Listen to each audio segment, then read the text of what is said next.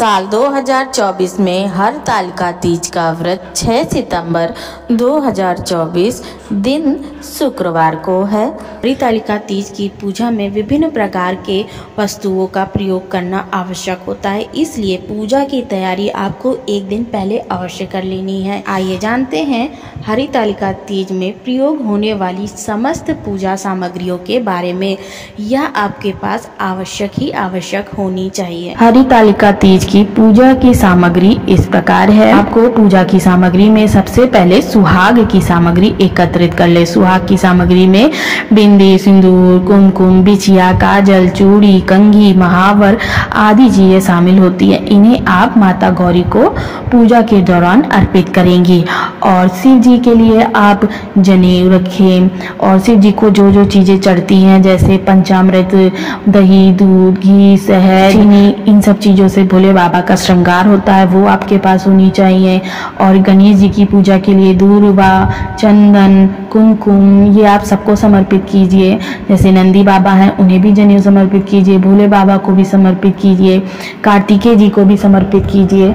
और वस्त्र रखिए, सभी भगवानों को वस्त्र अर्पित करना है। अगर आपके पास वस्त्र नहीं है तो आप कलावा भी अर्पित कर सकते हैं, यह कोई आवश्यक नहीं है।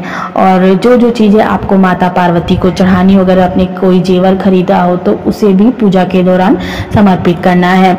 उसके उपरांत आपको करना यह है कि भोले बाबा की पूजा के लिए आपको पंचामृत के साथ साथ बेलपत्री, फूल, माला और सुपारी, भगवान को पान अर्पित करने के लिए उसमें इलायची, लौंग होनी चाहिए।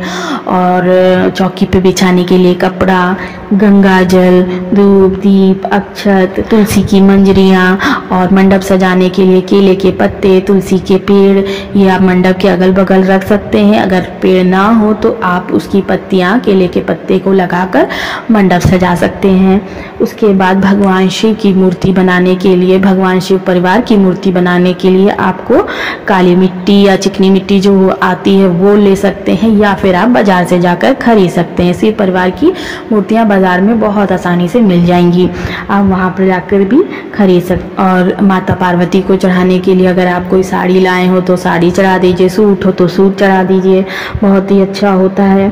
और पूजा की शुरुआत में सबसे पहले गणेश जी से ही पूजा प्रारंभ करें। और भगवान जी को प्रसाद लगाने के लिए नैवेद्य रखिए। 5 प्रकार के फल, 5 प्रकार की मिठाई या भी रखें। कोई आवश्यक नहीं है कि मिठाई 5 प्रकार की हो या फल 5 प्रकार का हो।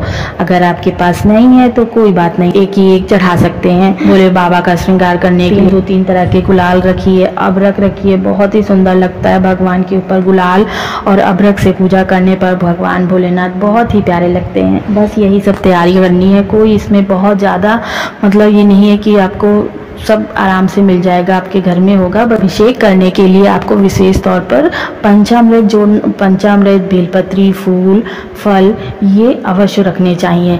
और पंचामृत से अगर आपके पास ज़्यादा हो पाए तो आप वो भी कर सकते हैं। जैसे पंचामृत के अलावा भगवान का अभिषेक गन्ने के रस से भी होता है, गंगा जल से भी होता है, आप इन्हें भी भगवान की पूजा में शामिल जरूर करें। आशा है आपको ये जानकारी पसंद आई होगी। वीडियो पसंद आई तो वीडियो को लाइक, शेयर एंड सब्सक्राइब करें।